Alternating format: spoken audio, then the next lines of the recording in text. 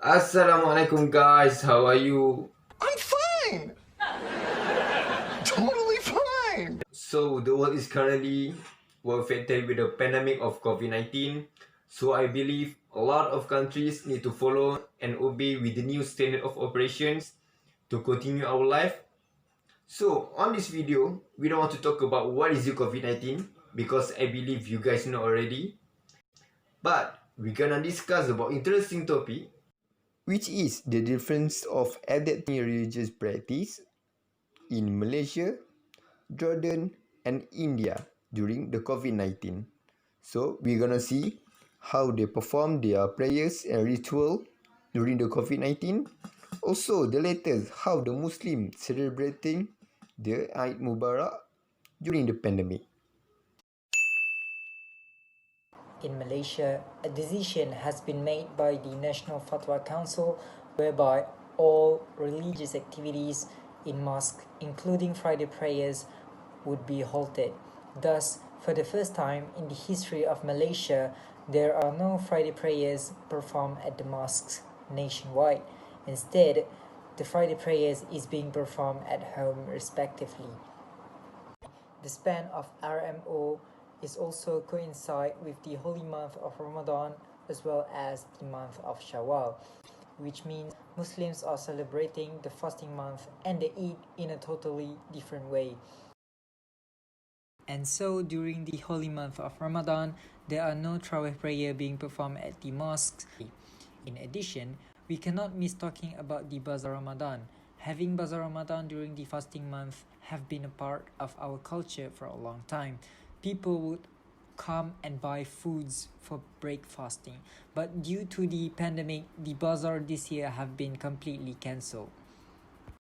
On the other hand, the Eid celebration or Hari Raya on the month of Shawwal is also celebrated a little different this year. Traditionally, one would go back to their home village in order to be reunited with their family and celebrate the Eid together.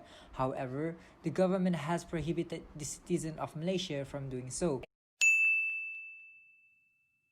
Jordan is a tiny country in the Middle East with very limited resources. So on the 17th of March, with only a couple of confirmed cases, they announced a complete lockdown for everything except for hospitals and shops that were selling food and medicine. A few days later, people were allowed to walk to their local grocery stores, but gatherings and mosques were still deemed too dangerous. This hit hard as it was Ramadan and congregational prayers and family iftars were an integral part of it. The trend Eid is not Eid without soon took over Twitter, with one user stating, Eid is not Eid without my dad yelling at us to get ready and getting crammed into one car to go to the usual relative visiting tour, starting with my grandma. When Eid finally arrived, a full lockdown was imposed on the first day, and the severity of the situation finally dawned as relative visits and physical greetings, once an important part of Eid, were not allowed. Days went by, and on June 5th, Jordanian mosques finally reopened. There were, of course, guidelines to ensure safety, like people had to wear masks and bring their own prayer rugs. Throughout all of this, marriages were also affected as gatherings of more than 10 people were banned. Many were forced to announce their marriages online and forgo the wedding. Lockdown in India was pretty different from other countries because even essential services like grocery stores were closed. And this particularly affected the underprivileged community because they don't have cars, they can't do online shopping. So whenever they stepped out of their house to buy produce from small sellers, they would get beaten up by the police just for stepping out. So needless to say, fasting for these people would have been a life or death situation. Maids and domestic servants are an essential part of the Indian lifestyle, but because of COVID-19, they couldn't work. So it put a lot of pressure on housewives because they had to take care of their extended families and do all the chores on their own. And the impact of not having a housemaid was so strong that even large companies like Cadbury created TV advertisements centered around the idea of not having a housemaid. Pro-Hindu politicians have used this opportunity to scapegoat Muslims. They blamed an Islamic gathering for the spread of COVID-19 in India without even much reasoning. Because of that, Muslims have been stigmatized.